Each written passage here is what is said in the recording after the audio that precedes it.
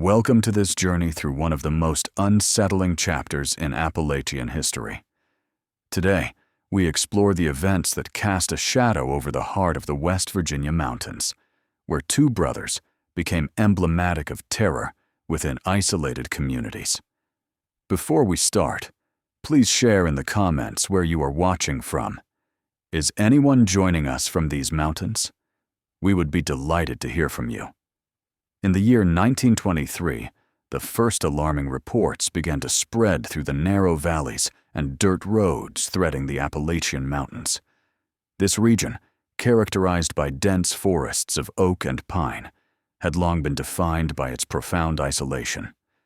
The mountains rose like immense green barriers, fostering close-knit communities where everyone knew each other, where secrets traveled slowly, but stories were etched into memory for generations.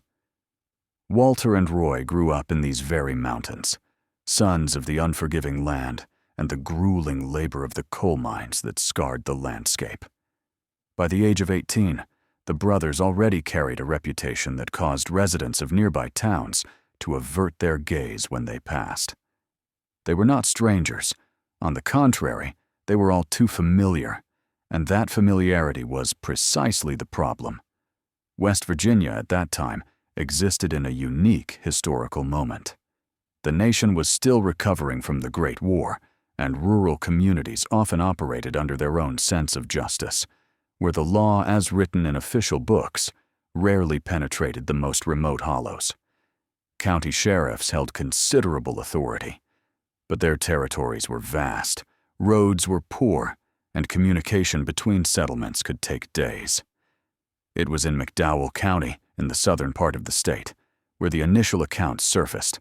Travelers on the mountain roads shared unsettling tales of nocturnal encounters, of figures emerging from the shadows of the trees, and of belongings vanishing from makeshift campsites along the trails.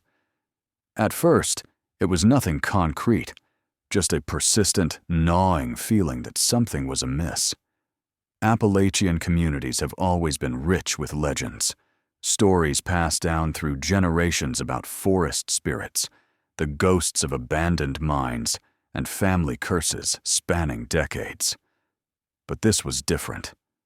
This menace had a face, it had a name, and the names murmured in the aisles of log churches and at roadside stalls were always the same: Walter and Roy. The McDowell County Sheriff, a middle-aged man named Thomas Brewster, began receiving increasingly frequent visits at his small office in the town of Welch. Merchants reported missing goods. Farm families spoke of tools disappearing overnight. Travelers resting at the area's modest inns recounted uncomfortable encounters on deserted roads at dusk. Brewster had known the brothers since they were boys. He had grown up in those same mountains, served in the same war, and returned to find his homeland transformed by the coal industry and the influx of outsiders seeking mine work. He knew Walter and Roy came from troubled families, marked by histories of domestic strife and alcoholism, but understanding someone's origins does not explain their destination.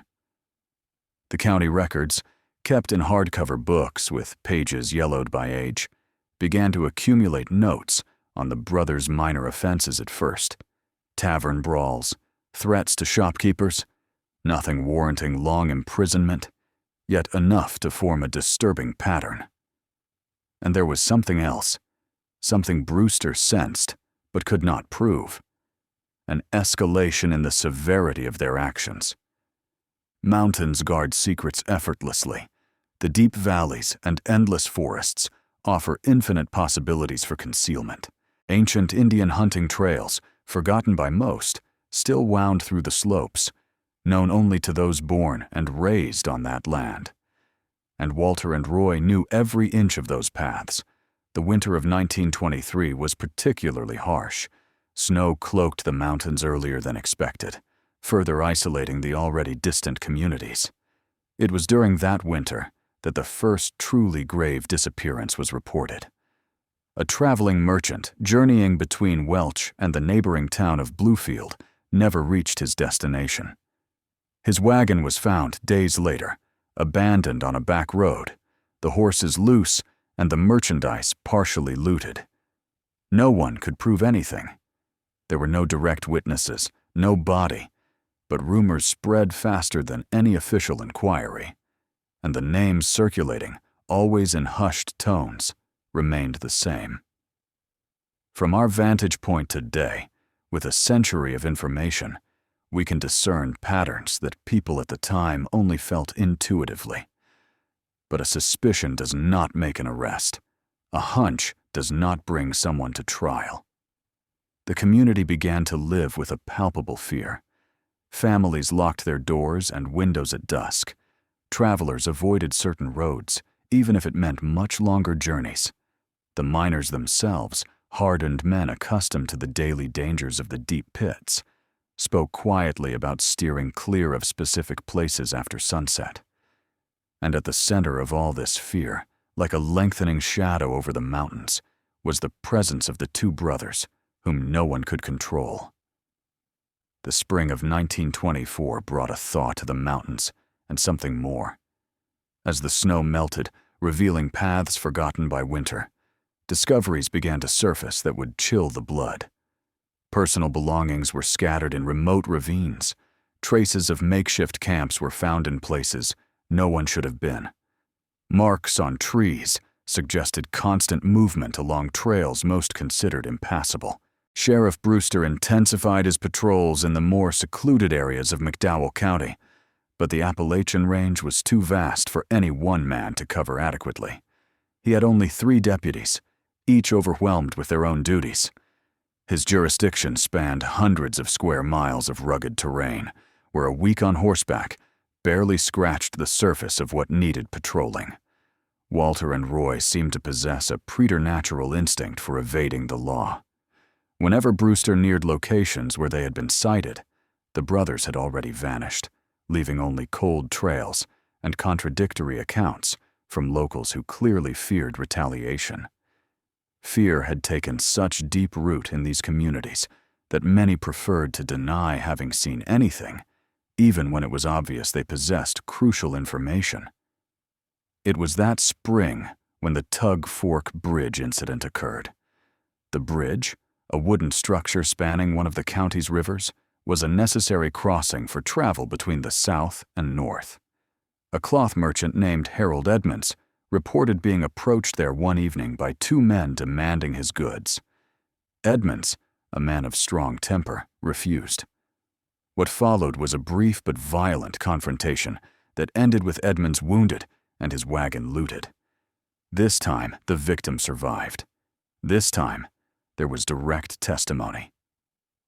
Edmonds identified Walter and Roy without hesitation when Brewster showed him faded photographs of the brothers, images taken years earlier by an itinerant photographer who visited mountain communities. Finally, the sheriff had solid legal grounds to issue arrest warrants. The problem was finding the suspects. The following weeks became a futile chase through the mountains. Brewster organized a posse with volunteers from nearby towns, men who knew the trails and were weary of living in fear. They searched caves, inspected abandoned cabins, and followed clues that inevitably led to dead ends. Walter and Roy seemed like phantoms, everywhere and nowhere simultaneously. Regional newspapers began covering the story. The Welch Daily News published a series of articles about the fugitive brothers, transforming them into near-mythical figures. Headlines spoke of mountain outlaws, of criminals who defied the law with impunity. Other newspapers across West Virginia picked up the stories, spreading the brothers' notoriety beyond McDowell County. This press coverage had a dual and contradictory effect. On one hand, it increased pressure on the authorities to capture Walter and Roy. On the other, it romanticized their actions in the eyes of some, turning common criminals into figures of Appalachian legend. Some viewed the brothers as symbols of resistance against externally imposed law and the changes brought by coal industrialization to the traditional mountains. But for those who suffered directly from the brothers' actions, there was nothing romantic about their situation. Families lived in terror, Merchants hesitated to travel their usual trade routes. The local economy, already fragile, suffered further from the disruption of normal commerce.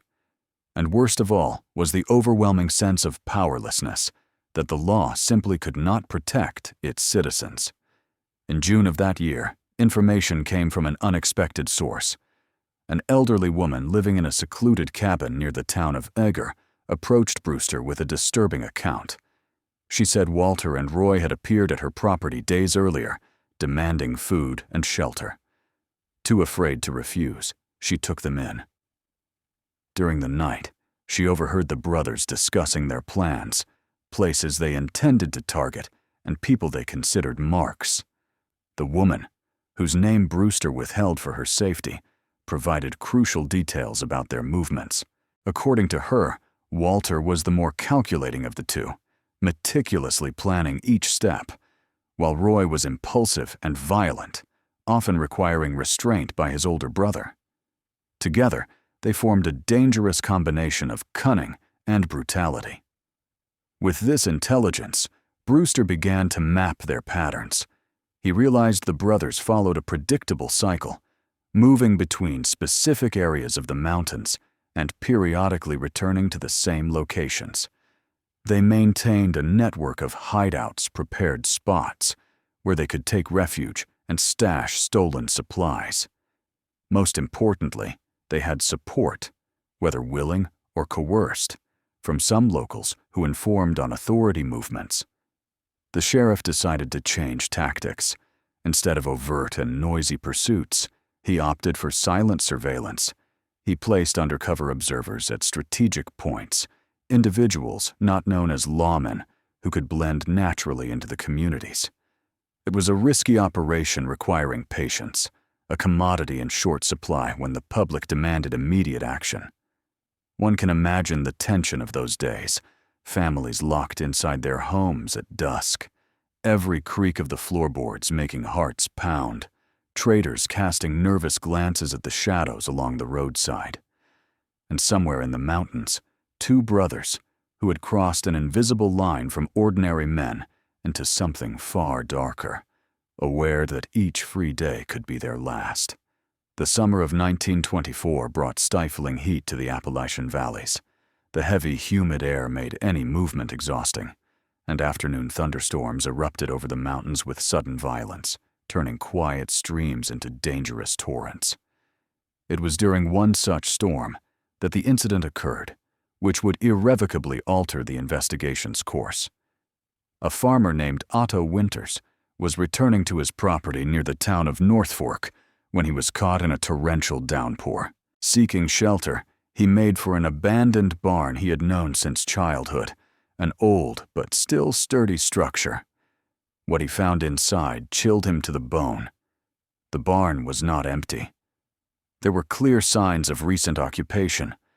Blankets draped over old hay, the remains of carefully extinguished fires, and, most disturbingly, items Winters recognized from prior reports, a saddle stolen months earlier, tools marked with the initials of owners who had reported thefts. It was a cache, one of the hiding places Walter and Roy used to store the proceeds of their crimes. Winters touched nothing. He waited for the storm to pass and rode straight to Welch, where he found Sheriff Brewster in his office reviewing area maps. The news immediately energized the lawman. They finally had a concrete location, physical evidence that could lead directly to the brothers. But Brewster was experienced enough to exercise caution. If Walter and Roy realized their hideout had been discovered, they would simply abandon it and vanish again. The sheriff set up a careful surveillance operation. He positioned two of his best men near the barn, hidden where they could observe unseen. The instructions were clear. Do not act, only watch and report. Brewster wanted to catch the brothers red-handed, with all the evidence needed to secure a conviction that left no room for doubt or misplaced sympathy. 3 days passed without activity. The heat remained relentless, making the vigil a physical ordeal. The men took shifts, always keeping at least one set of eyes on the abandoned barn. On the 4th day, at dusk, As the sun tinted the mountains gold and crimson, two figures emerged from the forest. Walter and Roy approached the barn with the natural wariness of wild animals. They stopped several times, scanning their surroundings, as if they could instinctively sense danger. They carried sacks that clearly contained newly stolen goods. The observers held their positions, hearts racing, hands damp on their weapons, which they hoped not to use. The brothers entered the barn and remained inside for what felt like an eternity. When they finally emerged, full darkness had fallen. They headed into the woods along a trail only trained eyes could discern in the gloom. One lookout followed at a safe distance, mentally marking the path, while the other rode back to Welch to report to Brewster. The sheriff assembled a larger group this time. 12 men, all armed and prepared for a potentially violent confrontation. They set out before dawn, following the tracker's directions. The trail led them deeper and deeper into the mountains, up steep slopes where the horses had to be handled with extreme care. It was wild, virtually untouched territory. After hours of arduous travel, they reached a hidden valley known to few. There, sheltered by rocky outcrops and surrounded by dense vegetation, stood a crude hut built of logs and camouflaged with branches and foliage. Thin smoke curled from a makeshift chimney. The brothers were inside. Brewster positioned his men in a semicircle around the cabin, blocking the obvious escape routes. He himself approached the entrance, his gun drawn but pointed downward. Protocol demanded he offer a chance for peaceful surrender, even though he knew the odds of acceptance were slim. His voice echoed through the silent valley as he shouted, identifying himself and ordering the occupants to come out with their hands visible. What followed in the next few minutes was a chaos of shouts, sudden movement, and gunfire. Walter and Roy had no intention of surrendering. They burst from the cabin through a rear exit Brewster had not anticipated, running in opposite directions to divide their pursuers. The tactic nearly worked. Roy managed to disappear into the woods, but Walter was intercepted by two of Brewster's strategically positioned men. The struggle was brief but fierce. Walter resisted with desperate ferocity, but he was outnumbered and ultimately overpowered. Handcuffed and subdued, he unleashed a torrent of threats and curses as he was led back to the waiting horses. Roy had managed to escape, yet for the first time in months, the authorities had one of the brothers in custody. News of Walter's capture spread rapidly through the mountain communities. A feeling of relief mingled with unease. One brother was behind bars, but the other remained free, now likely driven by a vengeful motive that went beyond his usual criminal inclinations. People locked their doors with even greater care and glanced over their shoulders more often. Brewster interrogated Walter for hours in his cell at the Welch jail. The prisoner shifted between hostile silence and fits of rage. He did not disclose Roy's whereabouts or provide details about the full scope of their activities, but his capture allowed investigators to search the mountain cabin, where their findings painted a grim portrait of the brothers' existence. They discovered dozens of stolen items, some dating back months, hand-drawn maps outlining routes through the mountains and the locations of isolated properties, fragmented journals suggesting meticulous planning of their crimes, and more disturbing items. Personal belongings of individuals whose disappearances had never been fully explained. Each discovery added a new layer of gravity to the case. Looking back now, we see a clear pattern, but at the time, for those living through the events, each day brought fresh uncertainty. With Walter imprisoned and Roy still at large, the story was far from over. The mountains still held their secrets, and the brother who remained free carried within him an unpredictable element: how far he would go to reclaim his freedom or avenge his brother's capture.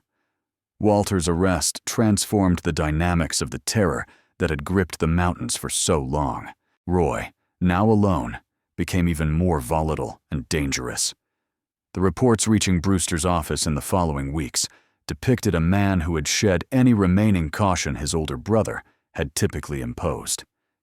It was as if Walter's capture had severed an invisible tether that had kept Roy somewhat in check. The initial signs came from isolated farms in eastern McDowell County. Families would wake to find barns ransacked, food stores missing, and horses set loose in the pastures. There was no attempt to conceal the thefts. It was almost as if Roy wanted them to know he was there, watching, able to come and go as he pleased. Fear escalated into outright panic. Brewster intensified patrols, but he was facing an adversary who knew the terrain better than any map could show. Roy moved through the mountains like a shadow, using ancient trails forgotten even by the oldest residents, crossing rivers at points no one would have thought possible, and sleeping in places so remote that even experienced trackers lost his trail. Walter's trial was set for September 1924. The county prosecutor's office had assembled substantial evidence, including Harold Edmonds's testimony about the Tug Fork Bridge robbery and the items recovered from the mountain cabin. But growing concerns emerged about security during the proceedings. Everyone knew Roy would attempt something. The question was not if, but when and how. The county courthouse in Welch was a modest red brick building constructed 2 decades earlier during the town's growth from the coal boom. It contained a single courtroom, with seating for perhaps 60 people on worn wooden benches. For Walter's trial, Brewster stationed armed guards at every entrance and window. No one entered without a thorough search. The day of the trial dawned gray and rainy. Low clouds shrouded the mountaintops, and a steady drizzle turned Welch's dirt streets to mud. Despite the unpleasant weather, a crowd gathered outside the courthouse hours before the proceedings were set to begin. There was morbid curiosity, certainly, but also a collective need to witness justice after months of fear. Walter was brought from the jail in chains, flanked by 4 armed guards. He walked with an unnaturally proud bearing, his chin held high, his defiant eyes scanning the crowd as if memorizing every face for future retribution. Some in the crowd looked away. Others stared back with open hatred. It was a silent confrontation between the man who had terrorized their lives and those who finally saw a chance for an end. Selecting a jury from county men proved more difficult than the judge had anticipated. Nearly every summoned individual had some connection to the brothers' crimes, either directly or through acquaintances. Finding 12 men capable of impartial judgment required expanding the search to more distant areas of the county, places where the brothers' names were known only by reputation. The prosecutor, a young but competent attorney named Samuel Hartwick, presented his case with methodical precision. He called witness after witness, building a chronological narrative of Walter's crimes. Harold Edmonds described the bridge robbery, his voice trembling slightly as he recalled the confrontation. Otto Winters testified about discovering the barn used as a hideout. Others reported thefts, threats, and frightening encounters on deserted roads.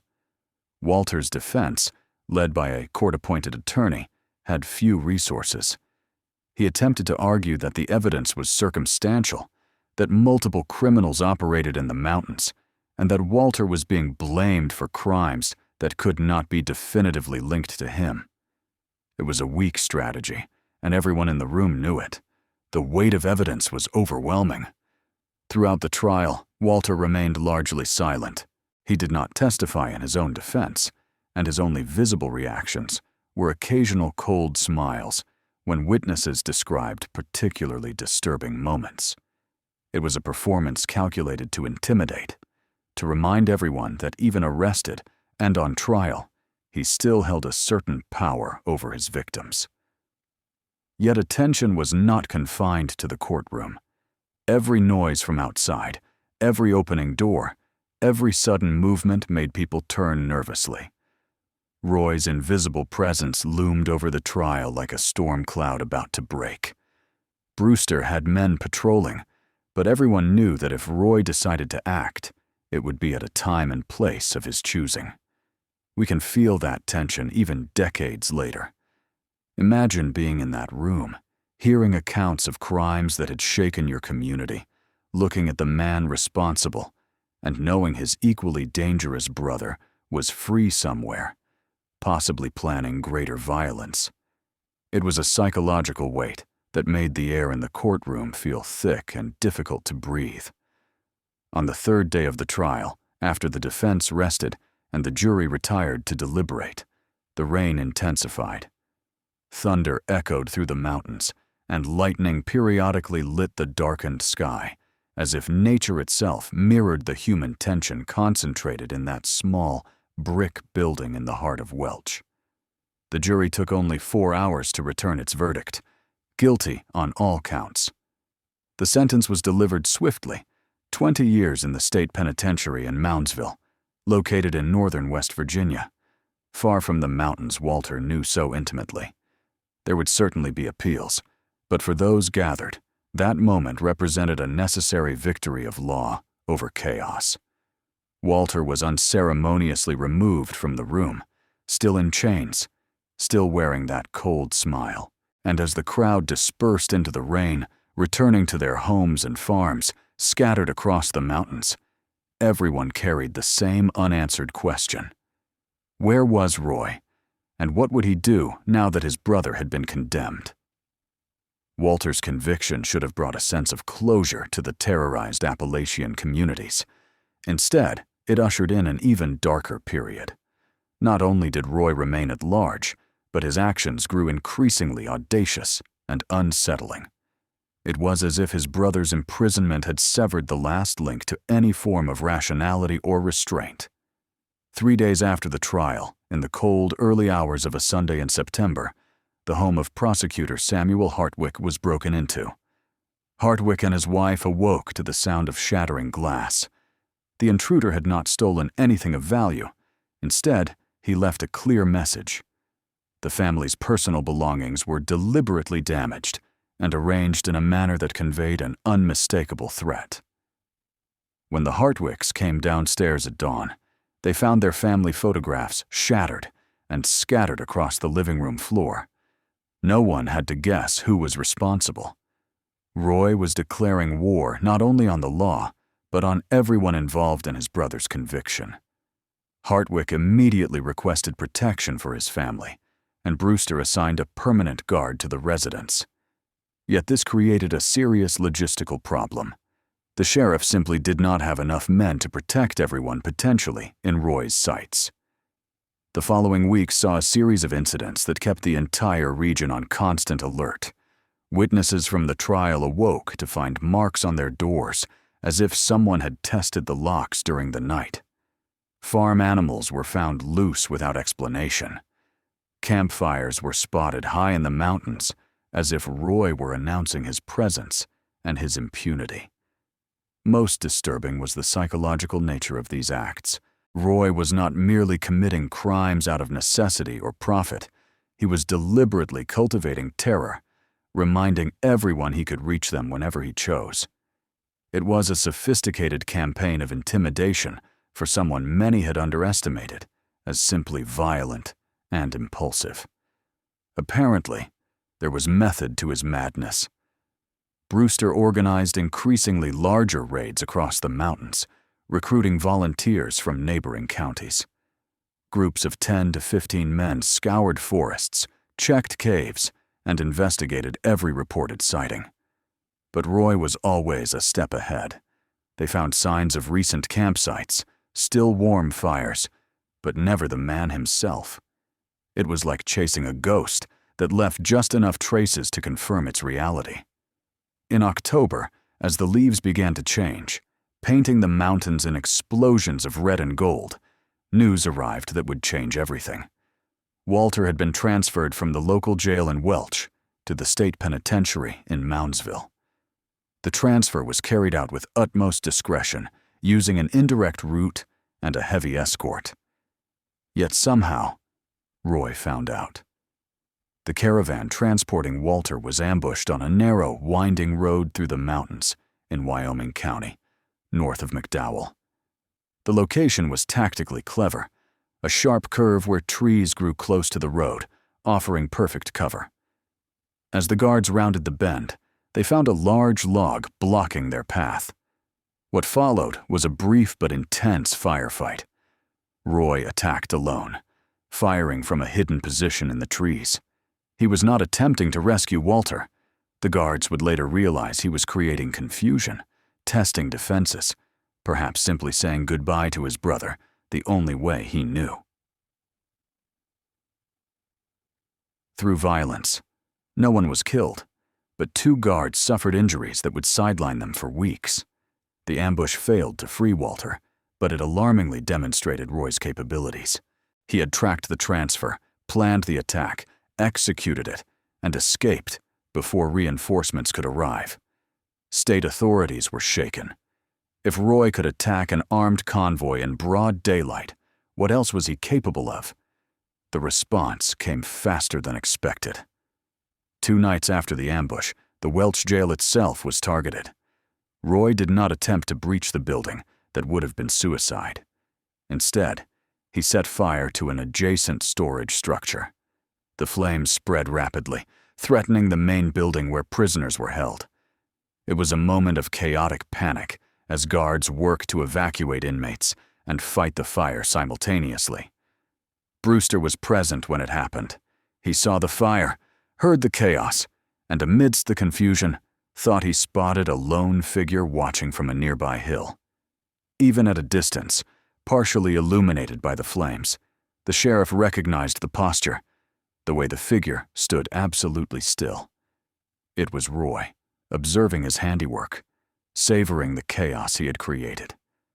The fire was contained before causing serious structural damage, but the message had been sent and received. Roy was not running or hiding. He was waging open war against any institution or person involved in his brother's capture and conviction, and he was willing to escalate that war to levels no one had imagined. Peering through the mists of time, we can discern a pattern of destructive obsession. Roy was not simply committing crimes. He was consumed by a need for revenge so intense it had become his sole reason for existence. He ate, slept, and breathed only to plan his next act of defiance against those who had dared to imprison his brother. State authorities finally recognized that the situation had exceeded local capabilities. Special agents were dispatched from Charleston, the state capital, to assist in the hunt for Roy. These men brought experience from manhunts in other parts of West Virginia, but they quickly discovered that hunting someone in the Appalachian Mountains was a challenge unlike any they had faced.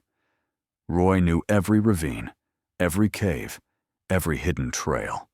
He had supplies cached in multiple locations and likely still received help, voluntary or coerced, from isolated residents who feared reprisals for refusal. He was, in essence, a guerrilla operating in territory he knew perfectly, against a force that, despite superior numbers, fought at a fundamental disadvantage. Autumn deepened, the nights grew longer and colder, and the first frosts began to coat the mountains at dawn. And somewhere in that maze of valleys and ridges, Roy continued his solitary campaign of terror one man against an entire system, refusing to accept that the battle was already lost. Winter arrived early in the Appalachian Mountains that year of 1924.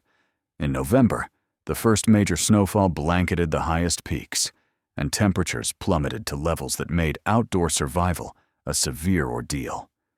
Most of Roy's pursuers assumed the weather would force the fugitive to seek more permanent shelter, making him easier to locate. They were wrong. Roy seemed to thrive in the brutal cold. Reports of sightings continued, now from even more remote areas of the mountains. He had moved north, deep into Logan County and beyond, regions where civilization was even scarcer, and distances between communities measured in days of arduous walking. It was as if he were testing how far he could go, how much he could push his own limits. During that harsh winter, stories about Roy began to take on an almost supernatural quality, in conversations around mountain cabin fires. They said he could walk through snow without leaving a trace, that he could sense when he was being followed before he even saw his pursuers. It was said that the very mountains shielded him, concealing him from justice, an exaggeration born of fear and frustration, yet one that held a kernel of truth. Roy had transcended the status of a mere fugitive criminal. Brewster, weathered by months of fruitless pursuit, began to shift his strategy. Abandoning direct chases that invariably led nowhere, he instead focused on analyzing patterns. He meticulously mapped every reported sighting, every incident, every location Roy had frequented. Gradually, a logic began to emerge from the fugitives' seemingly random movements. Roy was visiting specific sites, periodically returning to certain areas, even when the risk was heightened. One such place was a remote valley near the border of Logan and Mingo counties. There, concealed among rocky cliffs and dense fir forests, lay an old, abandoned property. County records unearthed by Brewster revealed the land had once belonged to the brothers' family decades earlier, lost due to unpaid debts. It was possible Roy maintained an emotional attachment to the place, something that drew him back repeatedly. The sheriff resolved to set a trap, but this time he would do things differently. There would be no large, noisy groups, no obvious movements to alert the fugitive. He selected 3 men he trusted completely, all experienced hunters who knew how to move silently through the mountains and possessed the patience for a prolonged wait. They would position themselves near the abandoned property and simply observe, hoping Roy would eventually appear. The operation demanded extraordinary endurance. The men established themselves in hidden positions within the forests surrounding the property in early December, when snow already lay thick on the ground. They took shifts, maintaining constant vigilance by day and through part of the night. They ate cold rations to avoid the telltale smoke of a campfire. They slept in short bursts, ever alert for any movement. Days turned into weeks. Christmas passed with the watchers still at their posts, far from their families. Brewster visited them periodically, bringing fresh supplies and news from the world beyond those frozen peaks. Their patience was tested repeatedly. There were moments when the entire operation seemed a waste of time and resources, that Roy had abandoned the area altogether, or worse, that he had never held any meaningful connection to it. Then, one January afternoon in 1925, as the sun began its early winter descent, one of the lookouts spotted movement. A lone figure emerged from the woods on the opposite side of the property. Even at a distance, his manner of movement was unmistakable. Roy had finally appeared. The fugitive approached the ruined cabin with obvious caution, stopping several times to scan his surroundings, sniffing the air like a wild animal sensing danger. The lookouts remained absolutely still, barely daring to breathe. They were downwind, so no sound or scent would reach Roy. After what felt like an eternity, he finally entered the crumbling structure. It was the moment they had waited weeks for, yet also the most dangerous. Roy was armed, desperate, and cornered. Any capture attempt could easily erupt into a fatal shootout. Brewster had been clear in his instructions. Capture alive if possible, but do not risk lives unnecessarily. If Roy resisted with lethal force, respond in kind. The 3 lookouts moved from their positions with excruciating slowness, approaching the cabin from different angles. It took them nearly an hour to cover a distance they would normally traverse in minutes. Each step was carefully placed to avoid snapping branches under the snow. Each breath was controlled to prevent clouds of steam from betraying their positions in the cold air. As they positioned themselves around the cabin, the group's leader, an experienced man named Marcus Donnelly, identified himself and ordered Roy to come out with his hands visible. The silence that followed was absolute. Even the birds seemed to have stopped singing. The entire world seemed to hold its breath, waiting to see how this confrontation would unfold. Roy's response came in the form of a gunshot that exploded through one of the shattered cabin windows, missing Donnelly by inches. The fugitive had no intention of surrendering. He was choosing to fight, even against impossible odds. The lookouts returned fire, establishing a perimeter and holding their positions, while repeatedly shouting for Roy to surrender. The siege lasted until nightfall. Roy fired intermittently, forcing the lookouts to keep a respectful distance, but he was trapped. There was no escape route that wouldn't expose him to crossfire. The temperature plummeted rapidly with the onset of night, and without an adequate heat source, both besiegers and besieged faced the real threat of frostbite. It was in this moment of icy standoff that something unexpected occurred. One of the rotted boards in the cabin's back wall was ripped from the inside, creating an opening large enough for a man to squeeze through. Roy had identified a weakness in the ancient structure and exploited it to create an escape route. He emerged from the cabin like a cornered animal, sprinting toward the nearby forest. Donnelly and his men reacted immediately, but Roy was swift and knew the terrain intimately. He disappeared into the trees before they could establish a clear line of fire.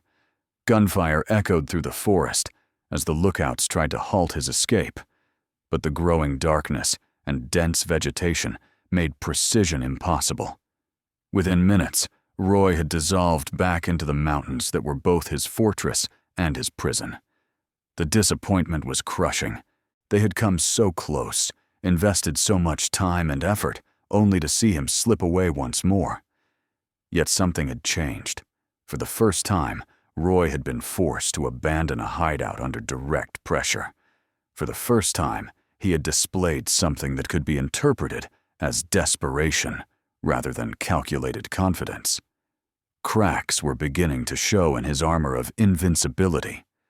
One can imagine that night, the frustrated, frozen lookouts returning to camp to report what had happened.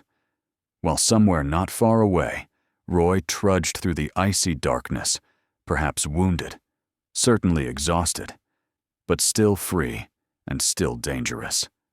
The near capture at the abandoned property marked a fundamental shift in the dynamics of the hunt.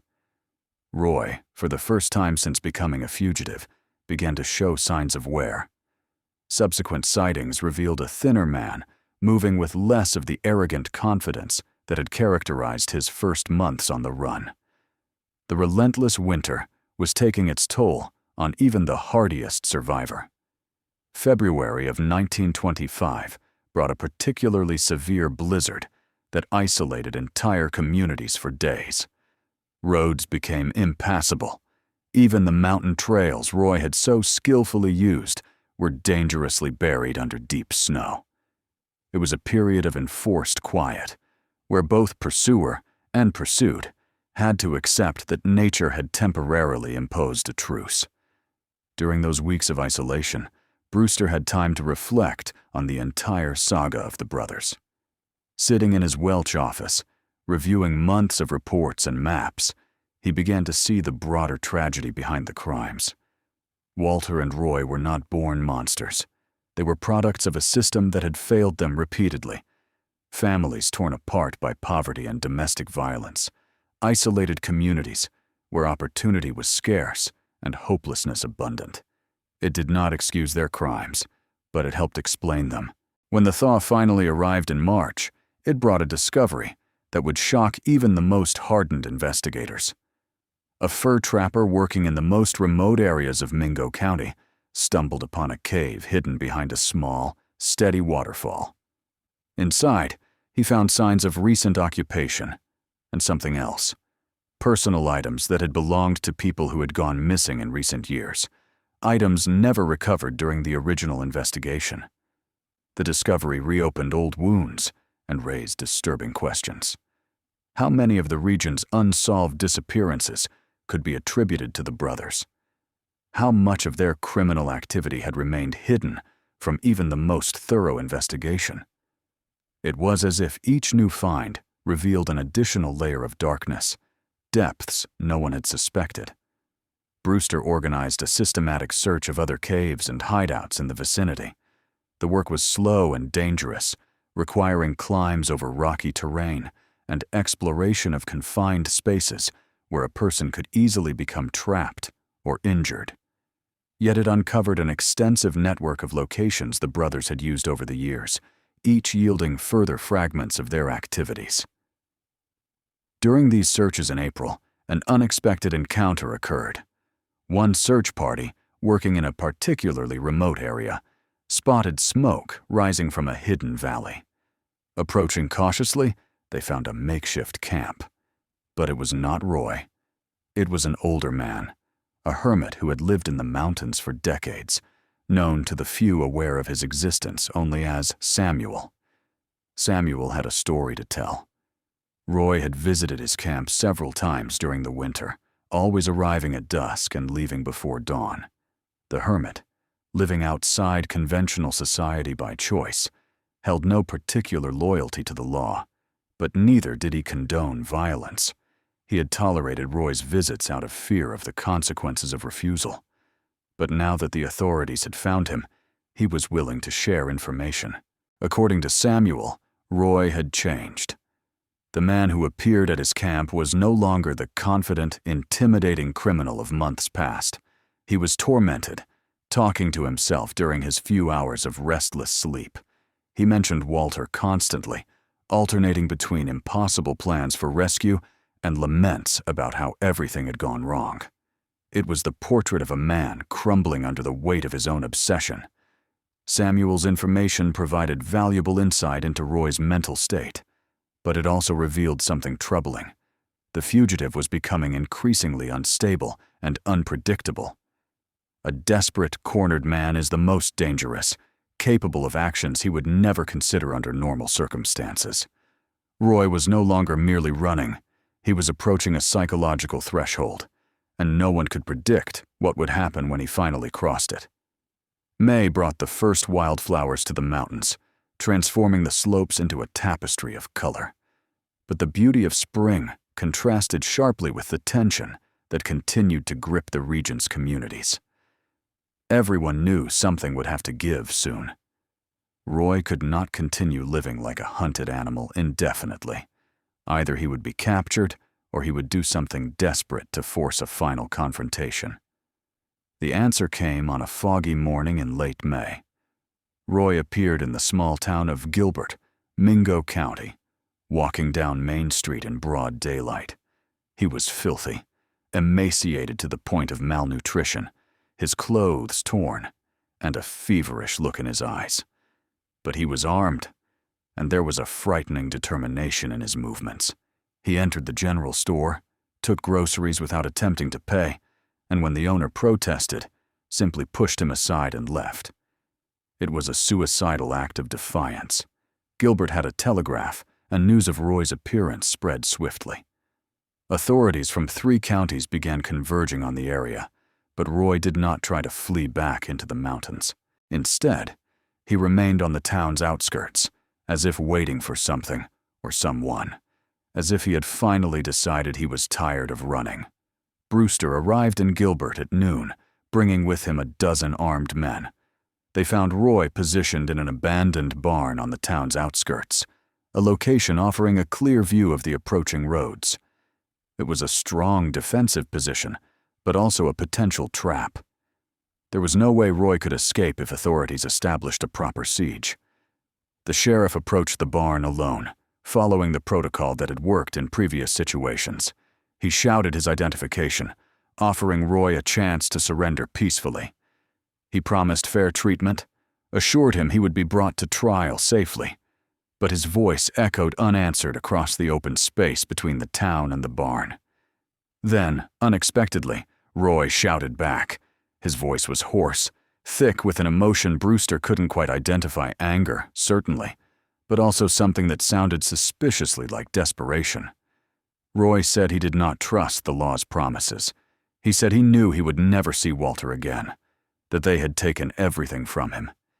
He said he would rather die in that barn than spend the rest of his life in a cell.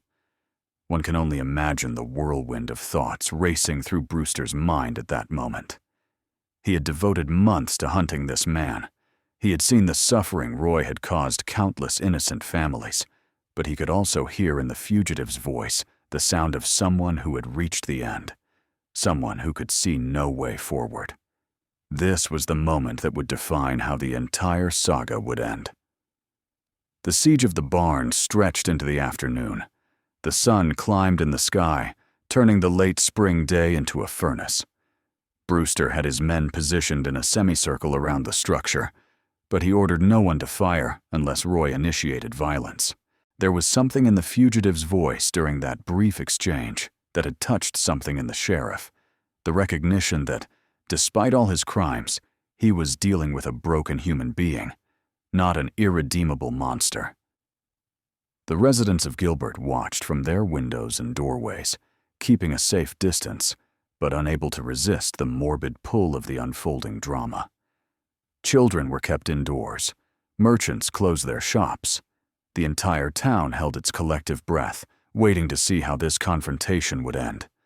Some murmured prayers, others simply watched in tense silence. Brewster tried again to establish communication. He spoke of the brother's mother, a woman who had died years before, but who certainly would not have wanted to see her children destroy their lives this way. He spoke of Walter, alive and safe in the penitentiary, and how Roy might still have a chance to see him again if he chose surrender. He spoke of dignity, of facing consequences courageously rather than dying like a cornered animal. For a long time, there was no answer. Then Roy called out again, and this time his voice carried the weight of confession. He spoke of places in the mountains no one had yet found, of things he had done that he had kept to himself. These were not specific admissions of crimes, but implications heavy enough to make some of the men around the barn exchange troubled glances. Roy was unloading burdens he had carried alone, perhaps seeking some form of absolution he knew he could never obtain. The reverend of the local Baptist church, a white-haired man named Josiah Pemberton, approached Brewster and offered to try to speak with Roy. Pemberton had served as a chaplain during the Great War and had seen men at their worst and best. He believed everyone deserved a chance at salvation, even those whose actions seemed beyond redemption. Brewster hesitated, concerned for the reverend's safety, but finally agreed. Pemberton walked slowly toward the barn, hands visible and empty, moving with a careful deliberation that communicated a lack of threat. He stopped at a middle distance and began to speak. His voice was soft, but carried through the still afternoon air. He did not speak of law or justice. He spoke of redemption, of peace, of the possibility of finding meaning even in the darkest circumstances. He spoke like a man who genuinely believed no soul was beyond saving. Roy remained silent throughout the reverend's address. When Pemberton finished, there was a pause, long enough for some to fear the fugitive had made a violent decision. But then slowly the barn door opened. Roy appeared in the doorway, still holding his rifle, but with the barrel pointed downward.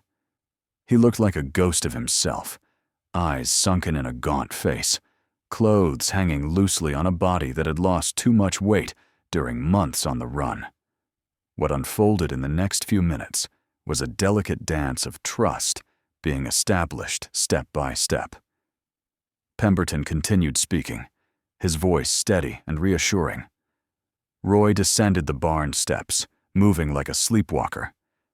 Brewster and his men maintained their positions, but made no threatening moves. It was a moment of precarious balance, where one wrong gesture could undo everything. Roy finally dropped the rifle. The sound of the weapon hitting the dirt was like thunder in the tense stillness. He slowly raised his hands, and Pemberton continued walking toward him, speaking steadily, keeping the fugitive focused on his voice rather than the siege of armed men around him. When the Reverend reached Roy, he placed a gentle hand on the younger man's shoulder, and Roy simply collapsed. It was not a dramatic or violent surrender. It was the collapse of a man who had exhausted all his physical and emotional resources, who had reached the absolute end of everything that kept him going. He fell to his knees on the dusty ground, sobs racking his thin body. Pemberton remained by his side, hand still on his shoulder, as Brewster and his men approached to finally handcuff the fugitive who had eluded capture for so many months. The crowd that had been watching from a safe distance remained eerily silent. There were no cheers or shouts of victory. There was something about the scene that transcended the simple triumph of law over crime. It was a testament to human tragedy, to wasted lives and destroyed potential, to cycles of violence and pain that had finally reached their inevitable yet grim conclusion. Roy was taken to a temporary jail in Gilbert, while arrangements were made to transfer him to a more secure facility. That night, kept under constant guard, he spoke extensively with Brewster. These were not formal confessions, but indirect acknowledgments of many things he had done. He mentioned places in the mountains where objects were hidden. He spoke of Walter with a mixture of brotherly love and resentment at being left behind. Over the next few days, investigators followed the vague leads Roy had provided. They found more hiding places, more evidence of crimes that had remained unsolved. Each discovery painted a more complete picture of the brothers' activities over the years, and the picture was considerably darker than even the most pessimistic estimates had suggested. There was a pattern of behavior that had gradually escalated over time, starting with petty thefts and evolving into much more serious matters. Families of missing people who had waited years for answers finally began to receive information, though often not the answers they expected or desired. It was a painful but necessary process of bringing light to dark corners that had remained obscured for too long. And at the center of it all was Roy, now imprisoned and awaiting trial, bearing the weight of all those actions and their consequences. We look back and see a turning point where a long and frustrating pursuit finally came to an end. But for those living through those events, it was only the beginning of a new chapter. Roy's trial was yet to come. The full truths about what the brothers had done had yet to be fully revealed, and the communities that had lived under the shadow of their crimes still needed to begin the long process of healing and rebuilding the sense of security that had been so deeply shaken. Roy's trial was scheduled for August 1925, giving the prosecution time to meticulously gather all the evidence. Unlike Walter's trial, which had focused primarily on specific, well-documented crimes, the case against Roy was complex and spanned a much longer period. The charges included not only the crimes committed during his escape, but also earlier acts that renewed investigations had finally been able to definitively link to him. The Mingo County Courthouse in Williamson was chosen as the trial site, partly because Gilbert was too small to accommodate the attention the case would surely attract, and partly to keep Roy away from the areas where he and Walter had operated most heavily. The change of venue was also intended to ensure a more impartial jury, though finding 12 men in the area who had not been affected in some way by the brothers' crimes remained a significant challenge. The months between his capture and trial saw a remarkable transformation in Roy. Confined to a secure cell and fed regularly for the first time in months, he gained weight and regained some of his physical strength. But mentally, he remained altered. He alternated between periods of near catatonic silence and bursts of agitation, where he talked incessantly about Walter, about the mountains, about things he saw only in his own mind. The guards watching him began to question whether he was genuinely unstable or if he was building an insanity defense. The defense, led by designated counsel Richard Calloway, certainly considered that strategy. Calloway was young but competent, a recent law school graduate in Charleston eager to make a name for himself. He recognized that defending Roy would be a nearly impossible task, given the volume of evidence against his client. But he also saw an opportunity to argue mitigating circumstances based on the brothers' family history and Roy's possible mental impairment. Samuel Hartwick, the prosecutor who had so successfully prosecuted Walter, returned to lead the case against Roy.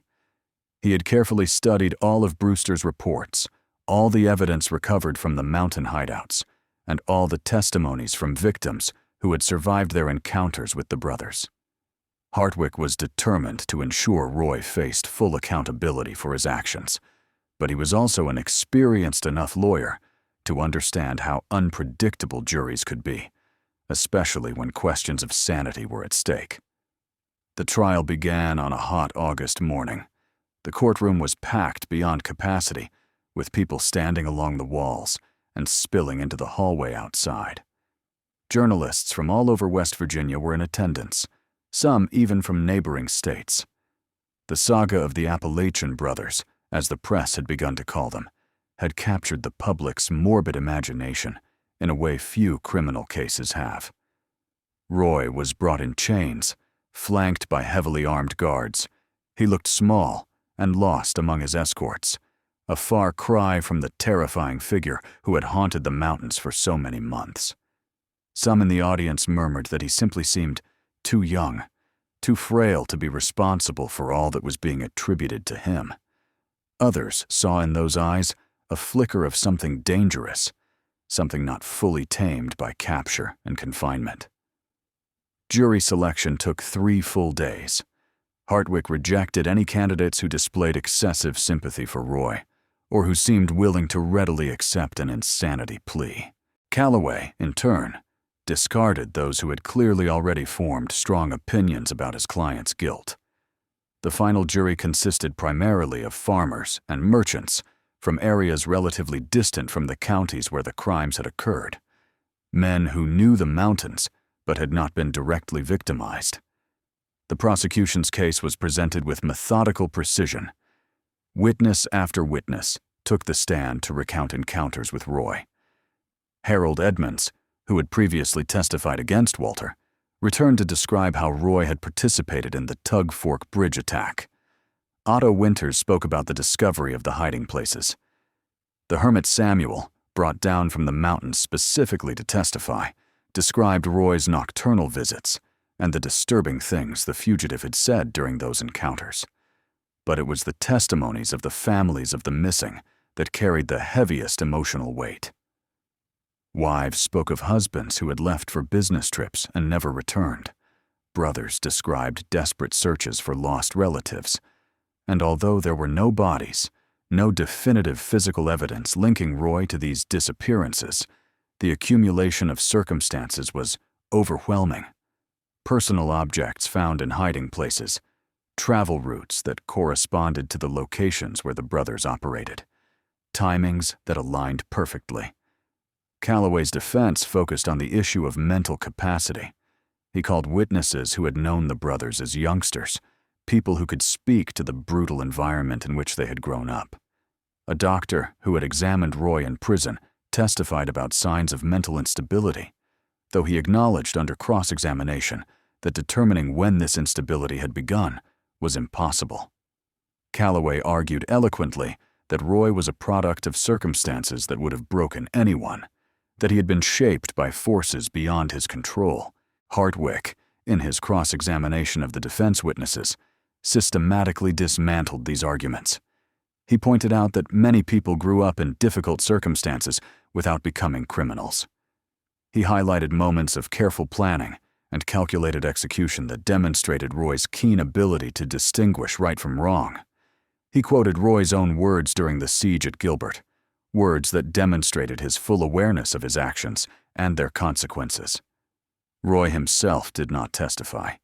Calloway made that strategic decision, fearing that his client might say something damaging under the pressure of cross-examination or simply appear unrepentant in ways that would alienate the jury. Instead, Roy sat silently throughout the trial, occasionally whispering something to his attorney, but mostly just watching the proceedings with a blank expression that revealed nothing of his inner thoughts. Closing arguments lasted all day. Calloway made an emotional plea for mercy, for recognition of Roy's humanity despite his crimes, for consideration of the forces that had shaped him. Hartwick responded with a sober recitation of the facts, of the victims whose lives had been destroyed, of the need for justice, not only to punish, but to affirm that society would not tolerate such a violation of its laws and fundamental values. The jury retired to deliberate on a late August afternoon, as a storm gathered over the surrounding mountains. Distant thunder echoed across the valley as 12 men locked themselves in a room to decide Roy's fate. And we, knowing the end of the story, can still feel the tension of that moment, the way an entire region collectively held its breath, waiting for the verdict that would finally close this dark chapter of its history. The jury deliberated for 2 full days. During that time, Williamson remained in a state of strange suspense. Conversations in shops and taverns inevitably revolved around the trial. Bets were placed on the verdict, though most agreed that conviction was virtually assured. The only real question was whether the jury would accept some mitigation based on Roy's mental instability, or whether they would hold him fully responsible for every action. Brewster spent those days reflecting on the entire journey that had begun so many months ago. He thought of all the families whose lives had been irreversibly changed by the brothers. He thought of Walter and Roy themselves, young men who had been born in those same mountains he loved, but who had chosen a path that led only to destruction. There was victory in their capture, certainly, but it was victory tempered by the knowledge of how much suffering had been caused before they were finally apprehended. On the morning of the 3rd day, news arrived that the jury had reached a decision. The courtroom filled quickly, people jostling in the aisles to secure a seat. The atmosphere was electric, charged with anticipation that bordered on unbearable. Roy was led from the cell, his eyes scanning the crowd without really seeming to focus on anyone in particular. He seemed to be somewhere far away, perhaps back in the mountains that had been his home and his stronghold for so long. The judge, a serious middle-aged man named Harrison Fletcher, called order with his gavel. The silence that descended upon the room was so complete that a fly could have buzzed. The jury foreman, a burly farmer named Daniel Morris, stood with paper trembling slightly in his hands. His voice was steady, however, as he read the verdict. Guilty on all counts. There was no outburst of emotion in the room. Instead, there was a sense of inevitability being confirmed, of the process finally reaching its natural conclusion. Roy didn't visibly react to the verdict. He simply continued to stare off into the distance, as if the pronouncement had nothing to do with him. Calloway placed his hand on his client's shoulder in a gesture of comfort that seemed to go completely unnoticed. The sentence was handed down a week later. Judge Fletcher, having reviewed all aspects of the case and considered the defense's arguments about diminished mental capacity, ruled that Roy posed a significant danger to society and that excessive mercy would be a disservice to the victims and their families. He sentenced Roy to 40 years in the state penitentiary in Moundsville, the same facility where Walter was serving his sentence. The irony was not lost on anyone in the room. In the days following the trial, as Roy was being prepared for transfer, Brewster made a final visit to his cell. He felt he owed it to himself, perhaps even to Roy, to have a final conversation before the young man disappeared into the prison system for decades. Roy sat on his bunk, staring at his hands as if seeing them for the first time. The sheriff tried to talk about the future, about the possibility of redemption, even behind bars, about how Roy was still young enough that 40 years didn't necessarily mean the absolute end of everything. But Roy interrupted him in a surprisingly clear and calm voice. He said something Brewster would remember for the rest of his life, that the mountains would never truly set him free, that he would carry them within him wherever he went, and that, in a sense, he had already been imprisoned long before any judge had pronounced sentence. Roy's transfer to Moundsville took place under heavy guard on a foggy September morning. The chosen route deliberately avoided the areas where he and Walter had operated, following main roads through more civilized territory. There were no incidents. Roy spent the journey looking out the window of the carriage that carried him, watching the mountains gradually give way to flatter terrain as they traveled north. At the penitentiary, Roy was processed and assigned to a cell in the maximum security block. Prison records show that he saw Walter briefly during processing, a supervised encounter that lasted only a few minutes. Witnesses reported that the brothers didn't say much to each other.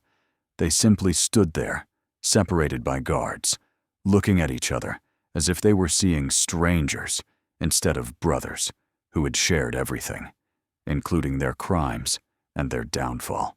The following years saw both brothers adjust to prison life in different ways. Walter, always the more calculating, found ways to work within the system. He took jobs in the prison library, maintained model behavior, and eventually had his sentence reduced for good behavior. Roy remained more troubled, accumulating disciplinary infractions and spending periods in solitary confinement, never fully tamed by the walls that contained him. The communities that had suffered under the brothers' reign of terror slowly began to heal. Families learned to live with losses that would never be fully explained. Traders resumed their routes without the constant fear of ambush.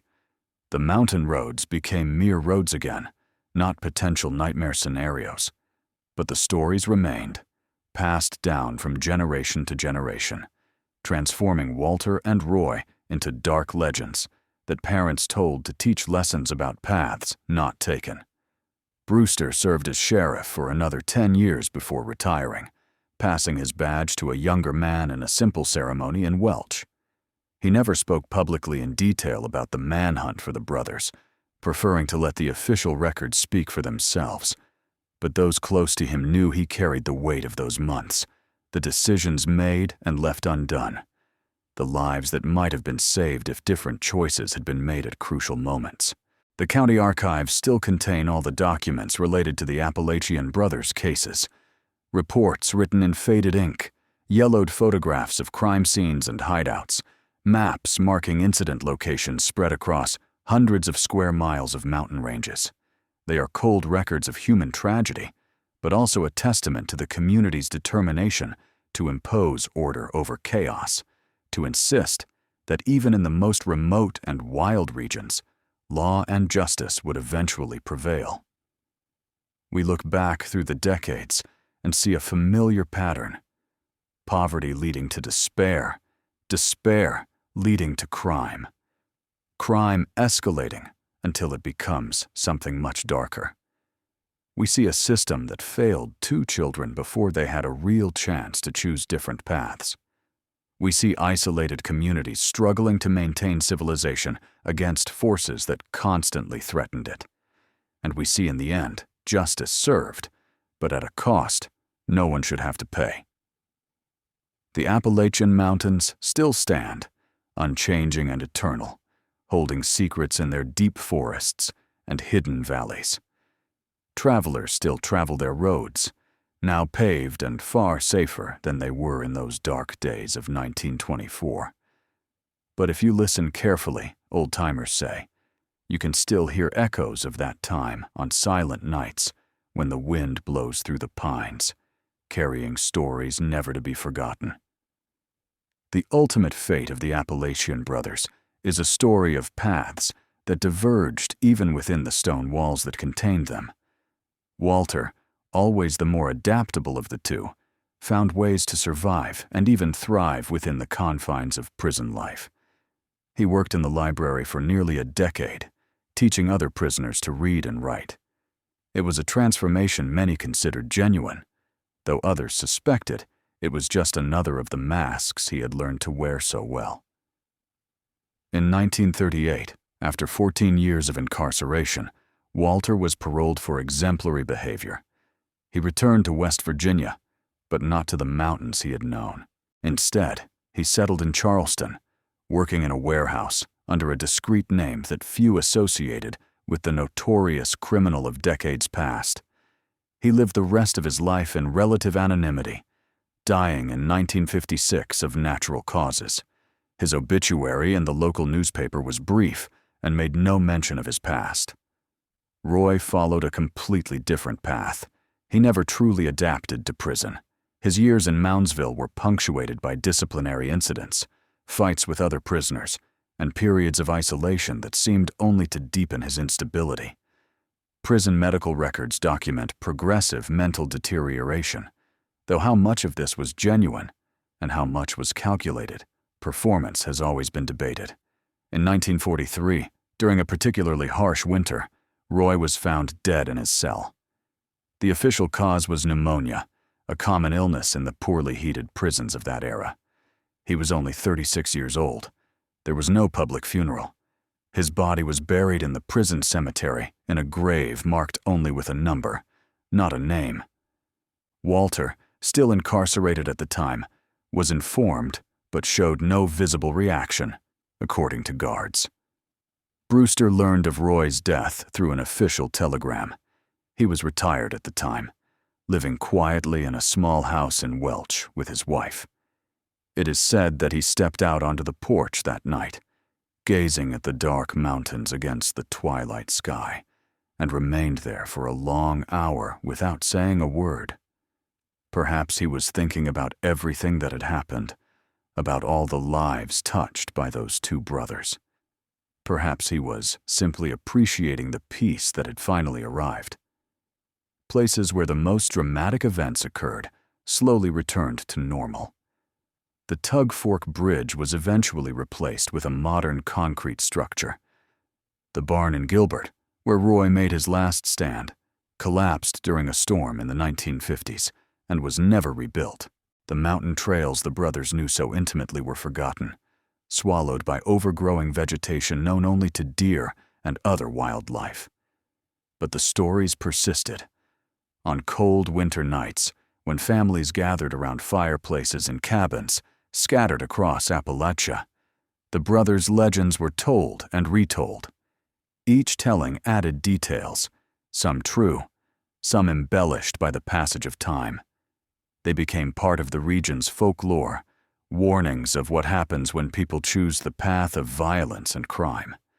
The complete case files were eventually sealed and stored in the basement of county courthouses. Researchers and historians occasionally access them, trying to understand not only what happened, but why.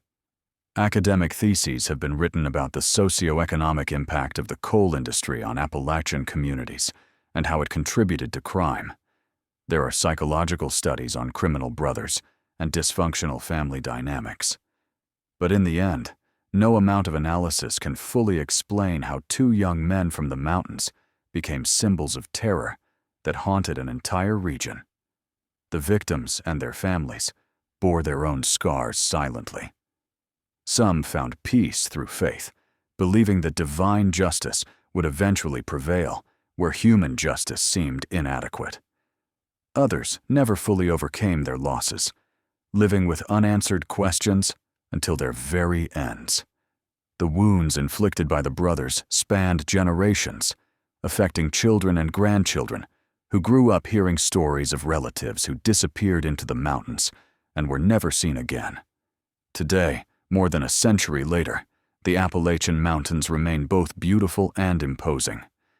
Tourists flock to the region to enjoy its wilderness, unaware of the dark histories that unfolded in those valleys and ridges. Occasionally, hikers stumble upon the ruins of old cabins or find rusting objects in the forest, remnants of a time most would rather forget. There's a lesson here, if we're willing to see it. It's about how systemic failures create conditions for tragedy, about how isolation and poverty can distort human lives in terrible ways, about the importance of community and vigilance, not just the kind that catches criminals, but the kind that identifies and helps people at risk before they cross lines of no return. It's about the human cost of revenge and violence, and how those costs ripple far beyond the immediate perpetrators. The Appalachian brothers made history not because they were unique, but because they represented something greater. They were both a product and a symptom of their time and place, shaped by forces that remain relevant today. Their stories remind us that monsters aren't born ready. They are created piece by piece, choice by choice, failure by failure, by everyone around them who could have intervened but didn't. And so we end where we began, in the eternal mountains that witnessed it all and guard their secrets well. Walter and Roy lived, committed their crimes, were captured, and finally disappeared into history. But the questions their lives raise remain as relevant now as they were then. How do we protect the vulnerable? How do we intervene before it's too late? How do we balance justice with compassion, punishment with the possibility of redemption? If this journey through one of the darkest chapters in Appalachian history touched you in any way, please consider subscribing to our channel. We bring forgotten stories to light, not to glorify violence, but to learn from the past. Leave a comment sharing your thoughts on this case, and if you know of other mountain stories that deserve to be told, we'd love to hear them. Turn on notifications so you don't miss our next dives into mysteries that time almost forgot. Thank you for joining us on this dark journey through the mountains in memory. Until the next story.